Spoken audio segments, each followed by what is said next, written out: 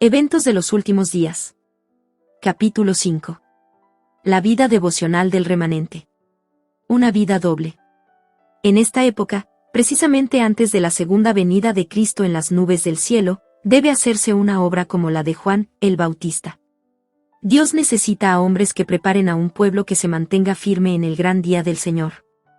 A fin de dar un mensaje como el que dio Juan, debemos tener una experiencia espiritual como la suya. La misma obra debe efectuarse en nosotros. Debemos contemplar a Dios y, al contemplarlo, perderemos de vista el yo. La comunión con Dios ennoblecerá el carácter y la vida. Los hombres verán que hemos estado con Jesús como lo notaron en los primeros discípulos. Esto comunicará al obrero un poder que ninguna otra cosa puede dar. No debe permitir que cosa alguna le prive de este poder. Hemos de vivir una vida doble, una vida de pensamiento y de acción, de silenciosa oración y fervoroso trabajo. Oración y esfuerzo y oración, serán la tarea de vuestra vida.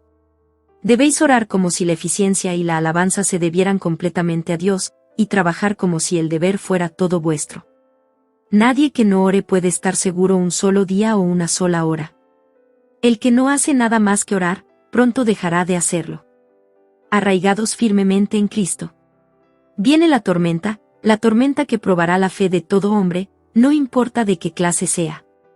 Los creyentes deben estar ahora firmemente arraigados en Cristo, o de otra manera serán desviados por alguna fase del error.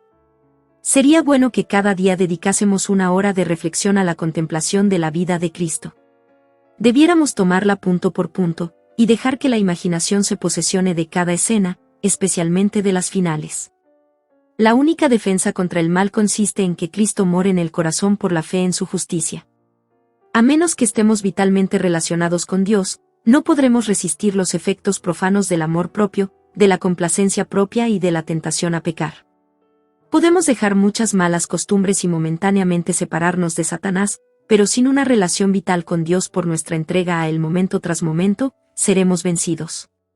Sin un conocimiento personal de Cristo y una continua comunión, estamos a la merced del enemigo, y al fin haremos lo que nos ordene. Cristo, y Cristo crucificado, debe ser el tema de nuestra meditación, conversación y más gozosa emoción. Moldeados por el Espíritu Santo. El corazón humano no puede conocer la felicidad hasta que se somete para ser moldeado por el Espíritu de Dios. El Espíritu conforma el alma renovada según el modelo, Jesucristo. Mediante su influencia, la enemistad contra Dios se cambia en fe y en amor, y el orgullo en humildad.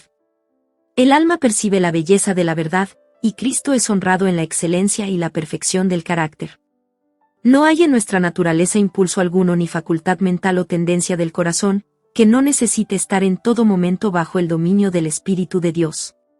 El Espíritu ilumina nuestras tinieblas, informa nuestra ignorancia, y nos ayuda en nuestras múltiples necesidades. Pero la mente debe buscar a Dios en forma constante.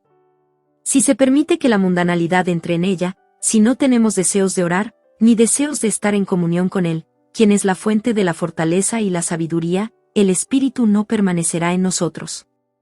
La necesidad de estudiar la Biblia. Ningún corazón renovado puede mantenerse tierno sin la aplicación diaria de la sal de la palabra.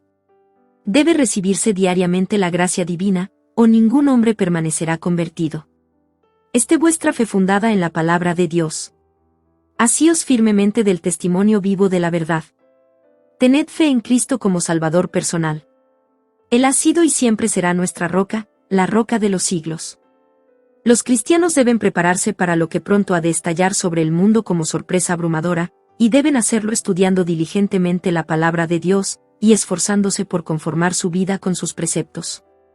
Solo los que hayan fortalecido su espíritu con las verdades de la Biblia podrán resistir en el último gran conflicto. Solo los que hayan estudiado diligentemente las Escrituras y hayan recibido el amor de la verdad en sus corazones, serán protegidos de los poderosos engaños que cautivarán al mundo. Nuestros hermanos necesitan comprender los oráculos de Dios, necesitan tener un conocimiento sistemático de los principios de la verdad revelada, que los preparará para sobrellevar aquello que está por sobrevenir en la tierra, e impedirá que sean llevados de aquí para allá por todo viento de doctrina. Memorizad la Escritura. Varias veces por día debieran consagrarse momentos preciosos, áureos, a la oración y al estudio de las Escrituras, aunque solo fuese para memorizar un texto, a fin de que la vida espiritual pueda existir en el alma. La preciosa palabra de Dios es la norma para los jóvenes que desean ser fieles al Rey del Cielo.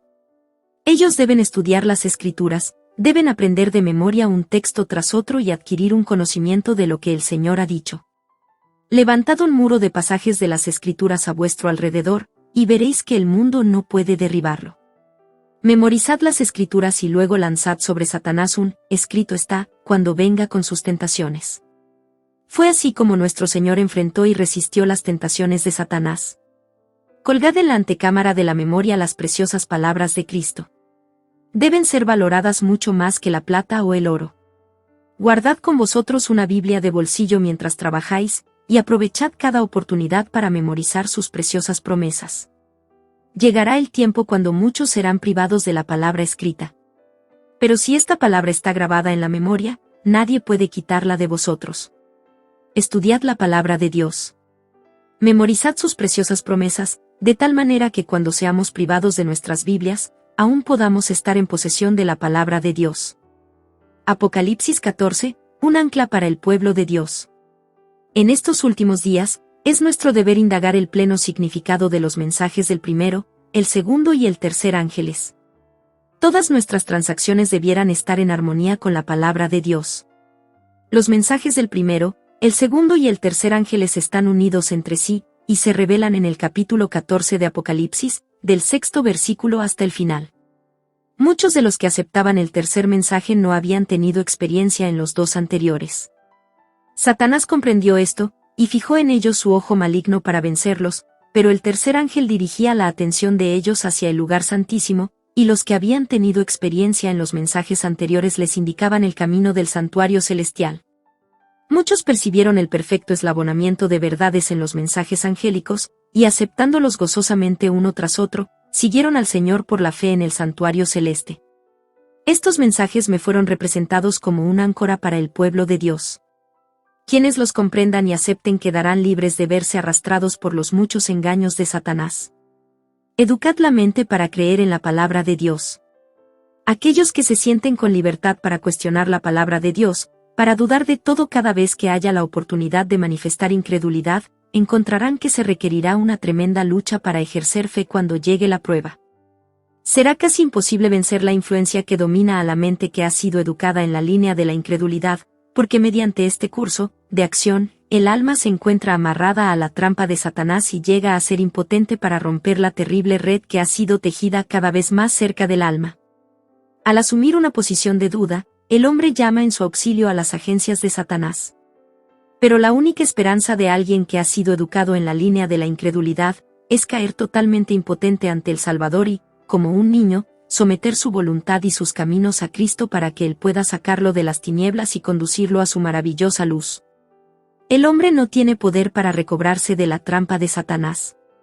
El que se educa en la línea de cuestionar, dudar y criticar, se fortalece en la infidelidad. Preparación para las pruebas futuras. Los siervos de Cristo no deben preparar un discurso especial para presentarlo cuando sean llevados ante las autoridades por causa de su fe. Su preparación ha de ser hecha día tras día, atesorando en el corazón las preciosas verdades de la palabra de Dios, alimentándose de las enseñanzas de Cristo, y fortaleciendo su fe por medio de la oración. Entonces, cuando sean llevados ante los tribunales, el Espíritu Santo les hará recordar precisamente las verdades que alcanzarán los corazones de los que vinieren para oír. Dios les traerá repentinamente a la memoria el conocimiento que obtuvieron por medio de un diligente escudriñamiento de las Escrituras, precisamente cuando lo necesiten, consejos sobre la obra de la escuela sabática. Cuando venga el tiempo de prueba, habrá hombres que, si bien están predicando ahora a otros, al examinar sus creencias hallarán que hay muchas cosas de las cuales no pueden dar una razón satisfactoria. Hasta que no sean así probados, no conocerán su gran ignorancia. Y en la iglesia son muchos los que se figuran comprender lo que creen, y no se percatarán de su propia debilidad mientras no se levante una controversia. Cuando estén separados de los que sostienen la misma fe, y estén obligados a destacarse solos para explicar su creencia, se sorprenderán al ver cuán confusas son sus ideas de lo que habían aceptado como verdad. Controlad las facultades morales. La capacidad de dar razón de nuestra fe es una buena realización, pero si la verdad no va más hondo que esto, el alma nunca será salvada. El corazón debe ser purificado de toda contaminación moral. Pocos comprenden que es su deber ejercer control sobre sus pensamientos y razonamientos. Resulta difícil mantener a la mente indisciplinada fijada sobre temas provechosos. Pero si no se emplean debidamente los pensamientos, la religión no puede florecer en el alma. La mente debe preocuparse de cosas sagradas y eternas, de lo contrario encontrará gozo en pensamientos superficiales e insignificantes. Deben disciplinarse tanto las facultades intelectuales como las morales, y éstas se fortalecerán y crecerán mediante el ejercicio. Necesitamos grandemente alentar y cultivar pensamientos puros, castos, y fortalecer las facultades morales antes que las potencias inferiores y carnales. Dios nos ayude a darnos cuenta de nuestros apetitos autocomplacientes. El ejemplo de Enoc. Enoc caminó con Dios por 300 años antes de su traslación al cielo, y el estado del mundo no era entonces más favorable para la perfección del carácter cristiano que lo que es ahora. ¿Y cómo caminó Enoc con Dios? Educó su mente y corazón para sentir siempre que estaba en la presencia de Dios, y cuando se encontraba en perplejidad, sus oraciones ascendían para que Dios lo guardase. Rehusó escoger cualquier curso de acción que ofendiese a Dios. Continuamente mantuvo al Señor delante de sí. Su oración era: enséñame tu camino para que no pueda errar, ¿qué es lo que tú deseas de mí? ¿Qué haré para honrarte, mi Dios? Así se mantuvo constantemente eligiendo su camino y su curso de acción en armonía con los mandamientos de Dios, y tenía perfecta seguridad y confianza en que su Padre Celestial lo ayudaría. No tenía un pensamiento ni una voluntad propia. Todo estaba sumergido en la voluntad de su Padre. Enoc fue un representante de aquellos que estarán sobre la tierra cuando Cristo venga, que serán trasladados al cielo sin ver muerte. Enoc tuvo tentaciones así como nosotros. Estuvo rodeado por una sociedad que no fue más amiga de la justicia que la que nos rodea a nosotros. La atmósfera que respiraba estaba contaminada de pecado y corrupción lo mismo que la nuestra, sin embargo vivió una vida de santidad. No se dejó contaminar por los pecados prevalecientes de la época en que vivió. De la misma manera podemos nosotros permanecer puros e incorruptos. Recordad las bendiciones pasadas de Dios. Como he participado en todo paso de avance hasta nuestra condición presente, al repasar la historia pasada puedo decir: alabado sea Dios. Al ver lo que el Señor ha hecho, me lleno de admiración y de confianza en Cristo como director. No tenemos nada que temer del futuro, a menos que olvidemos la manera en que el Señor nos ha conducido, y lo que nos ha enseñado en nuestra historia pasada. Un tiempo para seria reflexión. Si alguna vez hubo un tiempo cuando una actitud de seria reflexión conviene a todo aquel que teme a Dios, es ahora, cuando es esencial la piedad personal. Debería plantearse la pregunta: ¿quién soy yo, y cuál es mi trabajo y misión en este tiempo? ¿De qué lado estoy trabajando, del de Cristo o del enemigo? Que cada alma se humille ante Dios, porque seguramente ahora estamos viviendo en el gran día de expiación. Ahora mismo los casos de muchos están siendo examinados ante Dios, porque deben dormir en sus tumbas por un corto tiempo. Para ese día vuestra profesión de fe no es vuestra garantía, sino el estado de vuestros afectos. Está limpio de contaminación el templo del alma, están confesados mis pecados y me estoy arrepintiendo de ellos ante Dios, para que puedan ser borrados.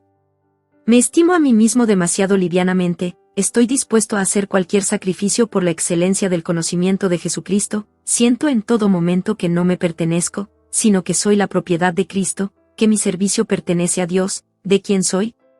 Debiéramos preguntarnos: ¿para qué estamos viviendo y trabajando, y cuál será el resultado de todo esto? Viviendo con referencia al día del juicio. Me he preguntado, al ver a la gente en nuestras ciudades corriendo de un lado a otro con sus negocios, si alguna vez han pensado en el día de Dios que está por sobrevenir. Cada uno de nosotros debiera estar viviendo con referencia al gran día que pronto nos sobrecogerá. No podemos permitirnos vivir sin tomar en cuenta el día del juicio, pues aunque se posponga mucho, ahora está cerca, a las puertas, y se apresura grandemente. La trompeta del arcángel pronto sorprenderá a los vivos y despertará a los muertos. Listos para el regreso de Cristo. Si no hallamos placer ahora en la contemplación de las cosas celestiales, si no tenemos interés en tratar de conocer a Dios, ningún deleite en contemplar el carácter de Cristo, si la santidad no tiene atractivos para nosotros, podemos estar seguros de que nuestra esperanza del cielo es vana. La perfecta conformidad a la voluntad de Dios es el alto blanco que debe estar constantemente delante del cristiano. Él se deleitará en hablar de Dios, de Jesús, del hogar de felicidad y pureza que Cristo ha preparado para los que le aman. La contemplación de estos temas, cuando el alma se regocija en las bienaventuradas declaraciones de Dios, es comparada por el apóstol al goce de las virtudes del siglo venidero. Si estáis en una correcta relación con Dios hoy día, estaréis preparados en caso de que Cristo venga hoy.